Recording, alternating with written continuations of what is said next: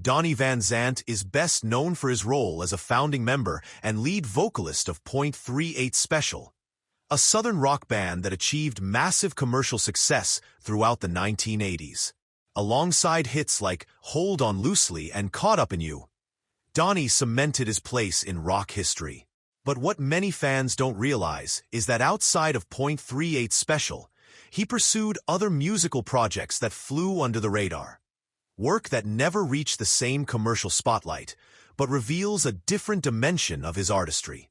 While Donnie never released a full solo album under his own name, his collaboration with his younger brother Johnny Van Zant, frontman of Lynyrd Skynyrd, formed the Van Zant Duo, a side project that often gets overlooked.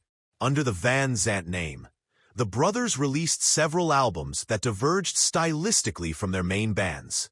Their early work, including the 1985 self-titled album Van Zant, blended hard rock with radio-friendly melodies, producing tracks like You've Got to Believe in Love and I'm a Fighter. Despite the talent behind it, the album didn't gain widespread attention outside southern rock circles. The project was revived in the early 2000s with a shift in sound. Albums like Van Zant 2, 2001, and Get Right with the Man, 2005, moved toward country rock, influenced by the booming popularity of country crossover acts at the time. The latter produced Help Somebody, which charted on the Billboard Hot Country Songs.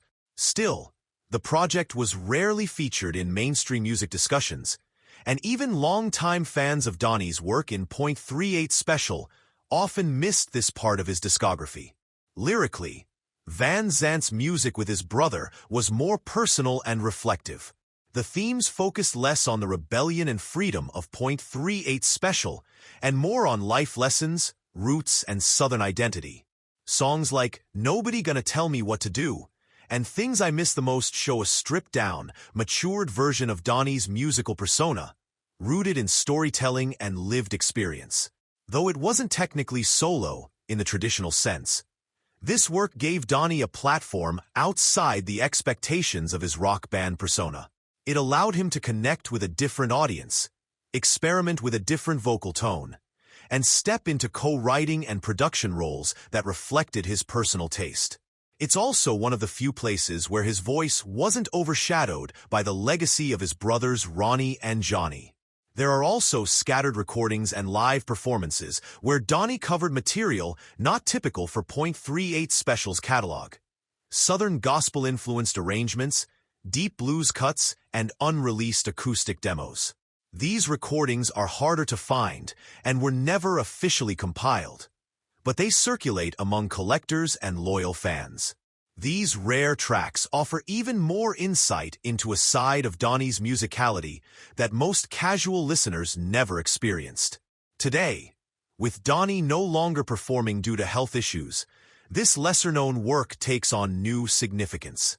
It represents not just musical side projects, but artistic choices made without commercial pressure. For those who know him only as the voice of .38 Special, exploring the Van Zant discography and the unreleased recordings opens a new chapter in understanding his full contribution to American rock and Southern music history. His solo work, though often mislabeled, overlooked, or forgotten, shows that Donnie Van Zant was more than just the co-lead of a successful band.